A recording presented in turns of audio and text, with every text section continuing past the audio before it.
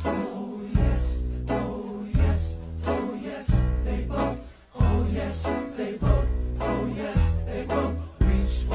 me hear it.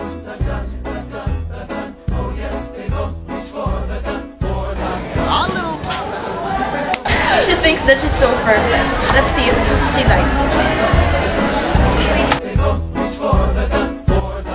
Sa ating mundong laganap na ang teknolohiya, hindi natin napapansin na tayo ay masyadong naaapektuhan na nito.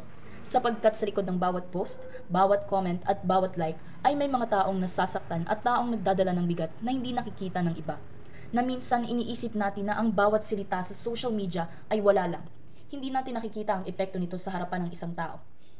Naayos lang magpatawa o magmura, ngunit hindi natin alam na sa simpleng panunukso o pagbibitaw natin ng masasakit na salita ay maaaring mag-iwan ito ng permanenteng sugat sa puso ng iba. May mga pagkakataong dahil sa pag-iisip nila sa salitang binitawan ng ibang tao, ay magbibigay ito ng rason upang sila ay sumuko. Paano kung hindi ko na kayang magtago?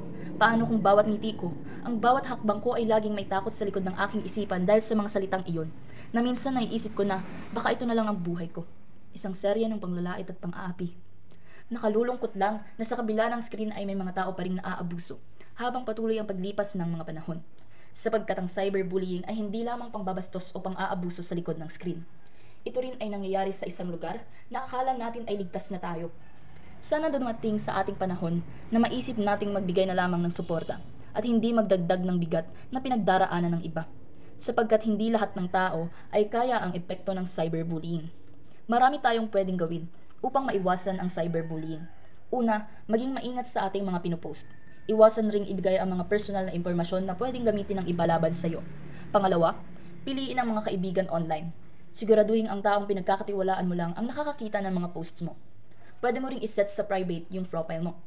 Kung sakali man na mayroong mambuli sa'yo online, huwag mo na lamang pansinin. Huwag mo na ring replyan. Mas lalo lang silang magiging masaya kung papansinin mo sila. I-block mo na lamang agad ang mga ito. Mas maganda kung hindi mo na lang sila papansinin, di ba?